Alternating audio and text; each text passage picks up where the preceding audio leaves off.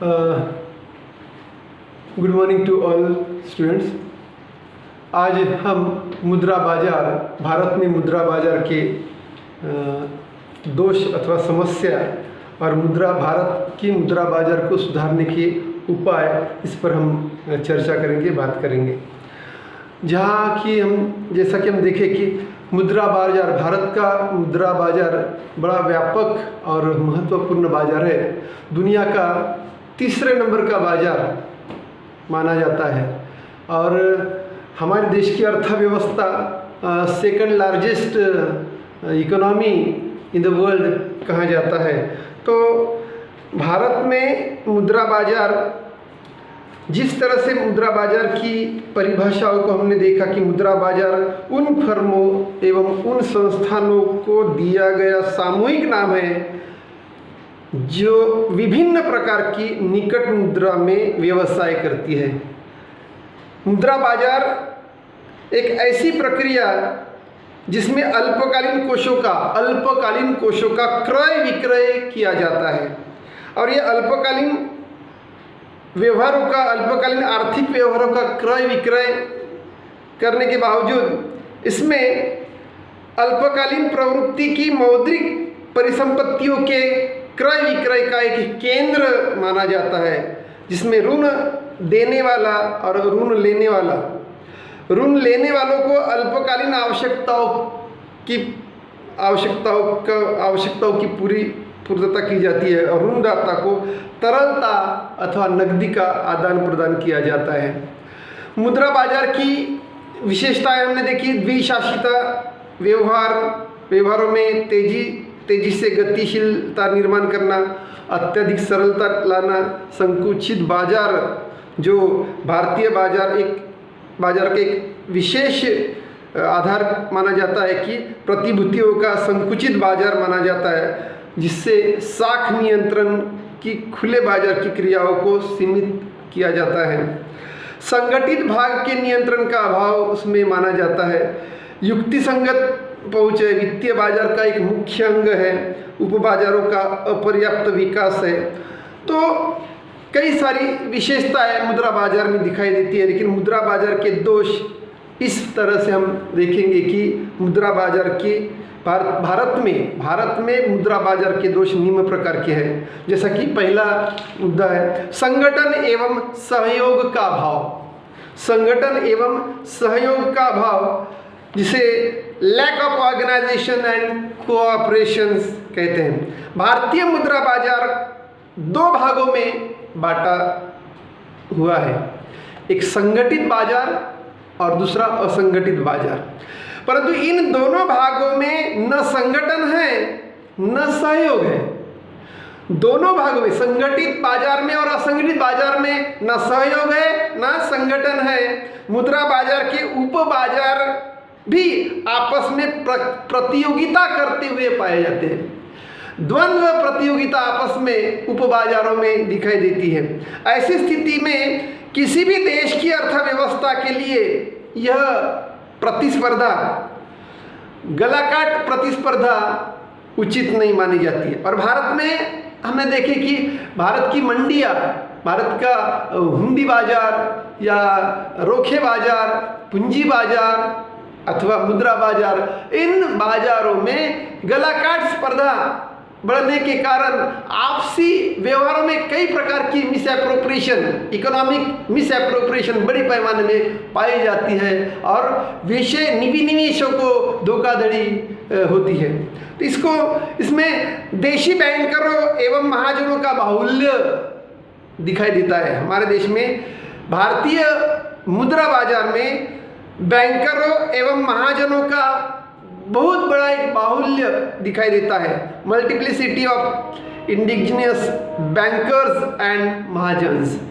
भारतीय मुद्रा बाजार में देशी बैंकरों को एवं महाजनों का काफी प्रभाव, देशी बैंकरों का एवं महाजनों का बड़े मात्रा में प्रभाव मुद्रा बाजार पर दिखाई देता है। इन पर रिजर्व बैंक का कोई नियंत्रण नहीं होता। महाजनों पर, साहूकारों पर, पूंजीपतियों पर बैंकों का रिजर्व बैंक का कोई भी नियंत्रण नहीं दिखाई देता, जिसके परिणाम स्वरूप यह बाजार को ब्याज दरों से भी प्रभावित नहीं होता है। साहूकार बड़े मात्रा में ब्याज इकट्ठा करते हैं। मुद्रा बाजार में साहूकारों की या पूंजीपतियों की भरमार होती है, और इसमें कभी कभी तो इसके कारण रिजर्व बैंक को मौद्रिक नीति को पर्याप्त सफलता नहीं मिलती। देश की मौद्रिक नीति सफल बनाने के लिए मुद्रा बाजार ने काफ़ी योगदान किया है, लेकिन धीरे धीरे हमारे देश में कई प्रकार की इकोनॉमिक क्राइसिस निर्माण होने के कारण मुद्रा बाजार पर बड़े पैमाने में असर हो रहा है। अभी हम देखें रोखे बाजार, दिन ब दिन आए दिन रोखे बाजार गिरते रहता है, बड़ी मात्रा में निवेशकों का नुकसान होता है, पूंजी विनिवेशक करने वाले व्यक्तियों का बड़ी मात्रा में आर्थिक नुकसान होता है। तो इससे देश विकसित होने की राह पर हम बड़ी प्रकार की भ्रांतियां रखते हैं, लेकिन वो भ्रांति पूरी नहीं होती। ब्याज दरों में असमानता, मुद्रा बाजार में ब्याज दरों में बड़ी मात्रा में असमानता दिखाई देती है।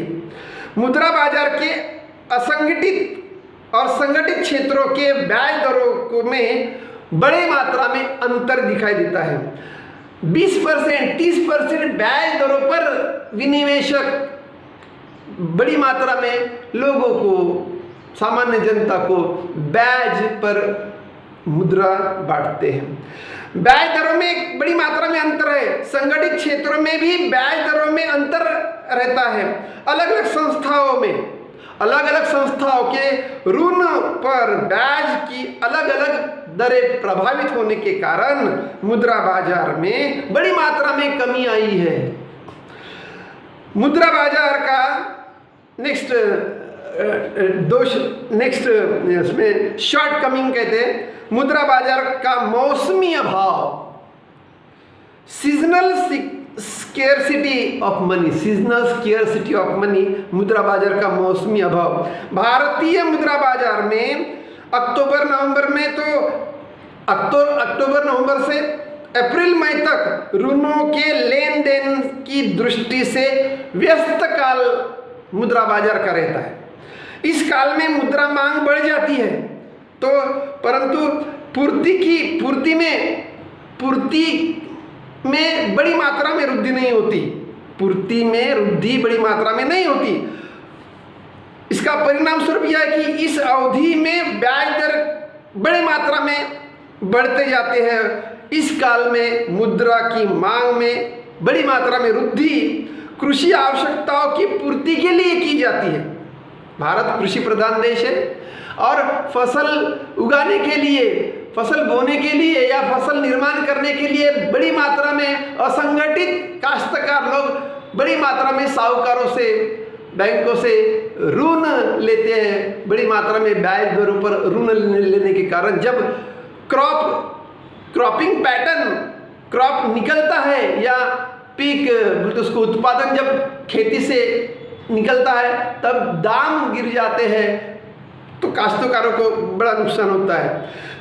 इसमें फिर भी शिथिल काल में मुद्रा की मांग कम हो जाती है, जिसके कारण ब्याज दर में बड़ी मात्रा में कमी आती है। ब्याज दर में उच्चावचन, भारतीय अर्थव्यवस्था में अगर देखेंगे तो मुद्रा बाजार में ब्याज दर में बड़ी मात्रा में उच्चावचन दिखाई देते हैं, और इस उच्चावचनों के कारण अर्थव्यवस्था का हित साध्य नहीं होता।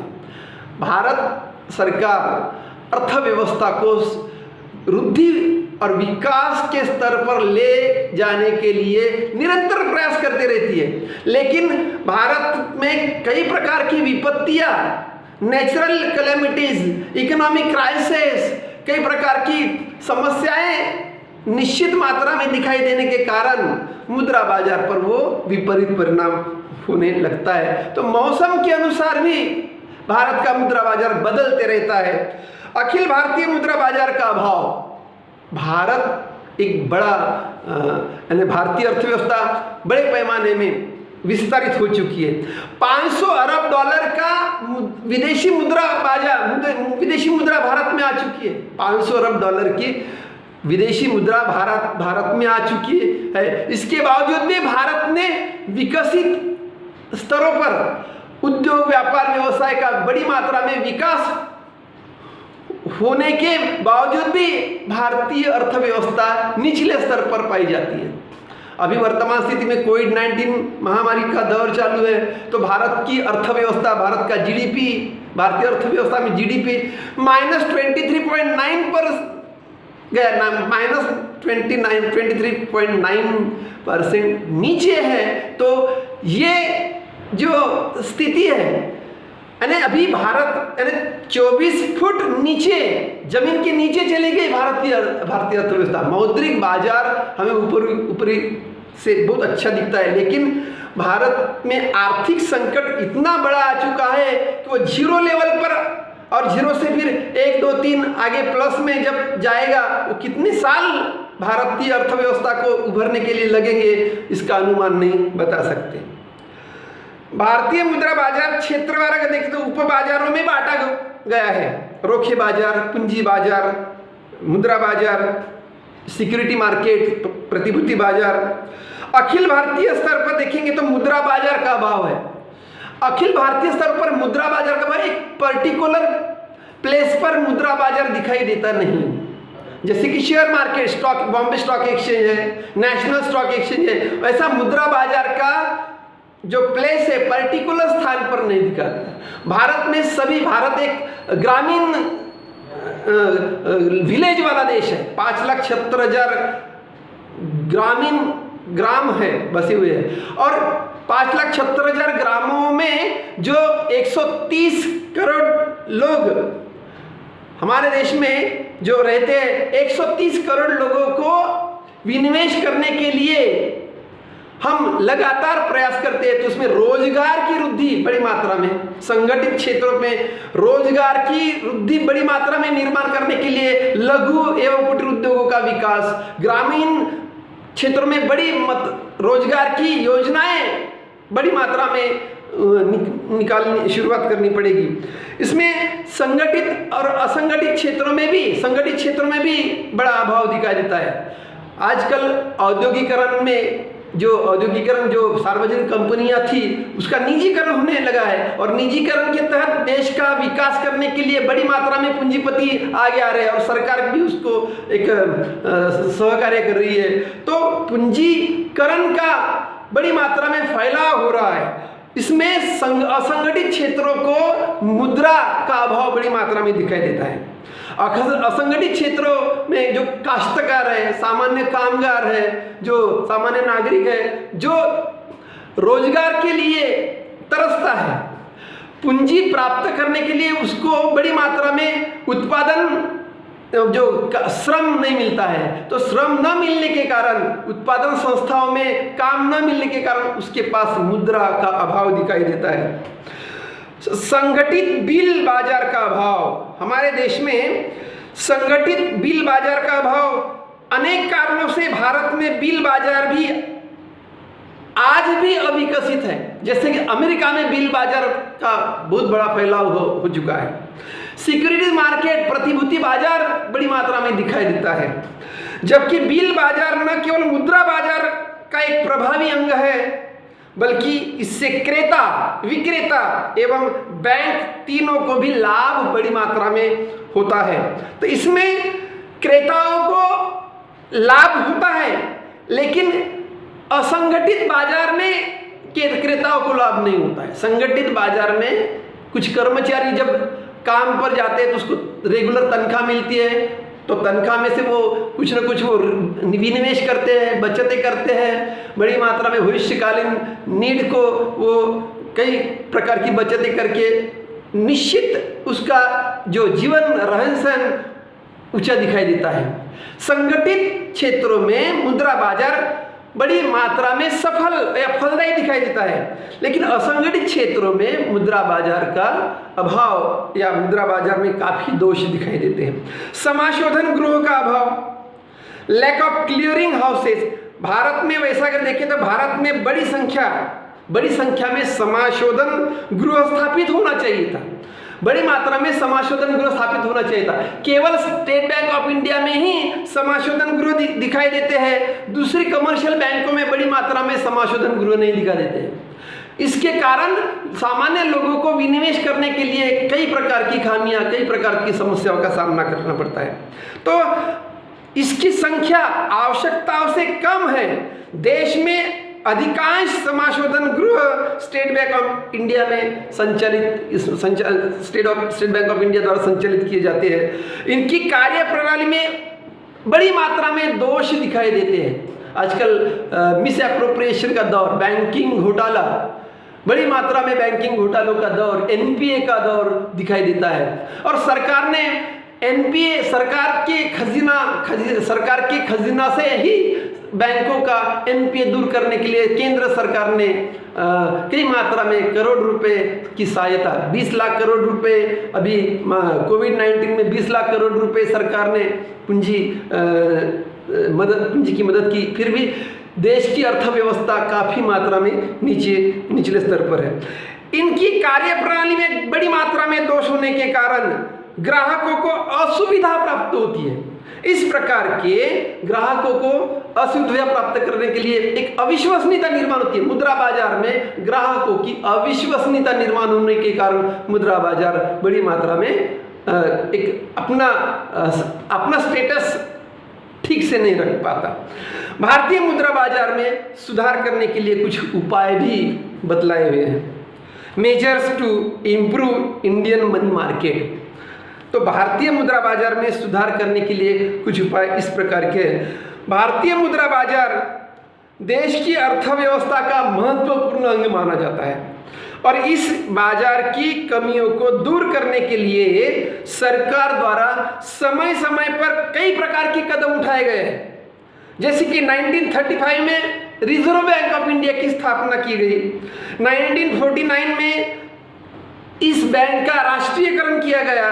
1949 में बैंकिंग कंपनी विधान लागू किया गया और समय समय पर इसमें बड़ी मात्रा में संशोधन भी लाया गया।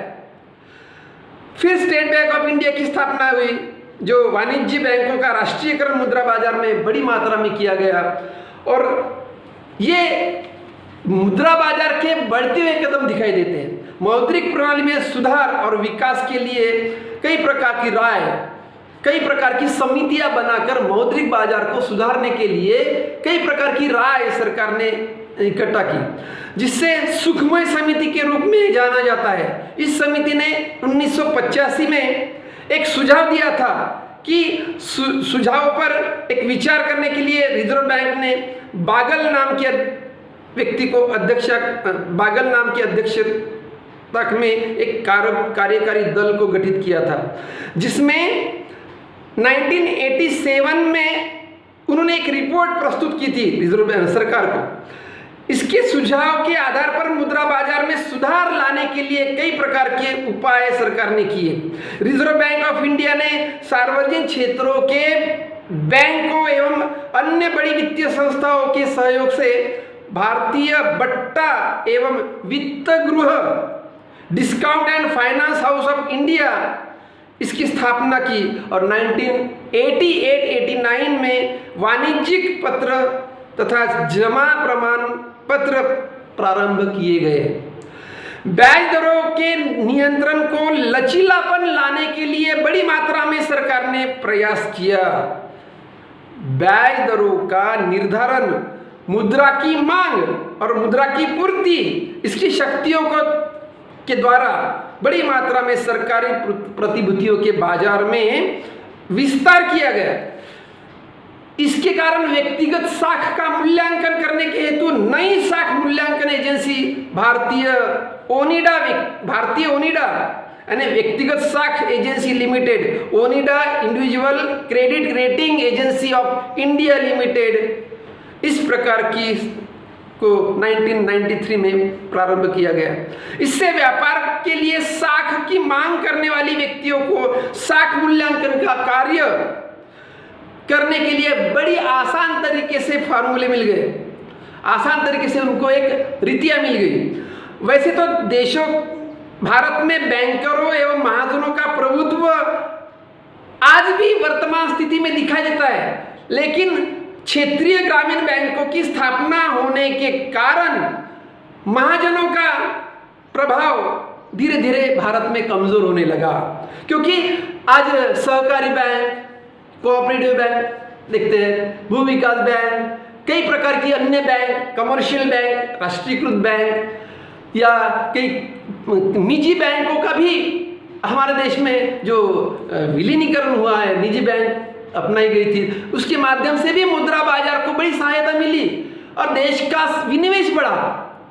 आज हमारे देश में सरकार, केंद्र सरकार या भारतीय रिजर्व बैंक कहती है कि भारत में बैंकिंग का एक बैंकों को सिकुड़ने का काम कर रही है। केवल 4 बैंक रखने का काम सरकार ने मन बनाया कि केवल 4 बैंक होने चाहिए, बाकी बैंकों को खारिज करना चाहिए। इतनी बड़ी आबादी वाला देश, 130 करोड़ लोगों जनसंख्या वाला देश और 5,76,000 ग्रामों वाला देश, इस देश में कई प्रकार के बैंकों का निर्माण होना चाहिए था, राष्ट्रीयकरण और बैंकों का होना चाहिए था। लेकिन 4 बैंक में अगर हम भारत को अगर विकसित करना चाहेंगे तो हजारों लाखों शाखाएं निर्माण करनी पड़ेगी। इतनी शाखाएं निर्माण करनी पड़ेगी 4 बैंकों की कि सरकार को वो शाखाओं को निर्माण करने के लिए बैंकों के व्यवस्थापकों को भी कई प्रकार का प्रयास करना पड़ेगा। तो इससे आर्थिक सुधार इतने आसानी से नहीं आएगा।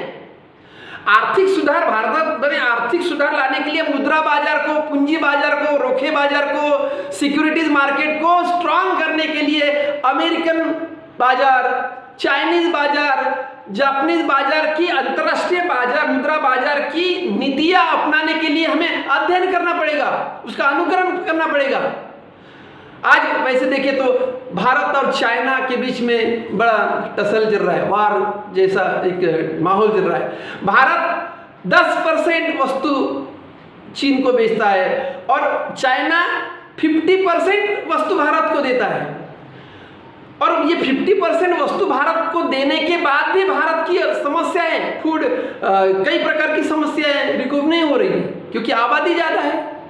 और इसलिए हमें इंटरनेशनल बिजनेस ट्रीटी को स्ट्रांग करने के बाद इंटरनेशनल मॉनेटरी फंड ने भी उसमें नियंत्रण रखना चाहिए, वर्ल्ड बैंक का नियंत्रण होना चाहिए। और इंटरनेशनल बिजनेस को स्ट्रांग करने के लिए कई पूंजी बाजार, मुद्रा बाजार को बड़े पैमाने में विस्तारित करने के लिए विनिवेश, चाहे वो विदेशी विनिवेश हो या देशी विनिवेश हो, देशी विनिवेश या विदेशी विनिवेश, इसका एक कोऑर्डिनेशन होना चाहिए।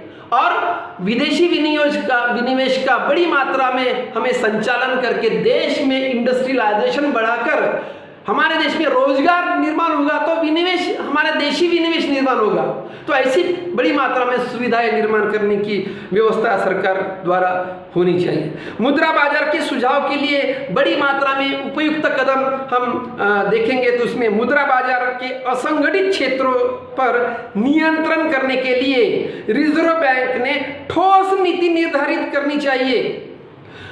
मुद्रा बाजार की असंगठित क्षेत्रों में नियंत्रण करने के लिए आरबीआई ने एक ठोस नीति, मुद्रा बाजार की ठोस नीति लानी चाहिए। मैंने पहले ही बताया कि इस बाजार की समीक्षा करने के लिए सहकारी बैंकों के विकास से ग्रामीण क्षेत्र के लोगों को उचित लाभ मिल रहा है कि नहीं, इस पर नियंत्रण रखना चाहिए।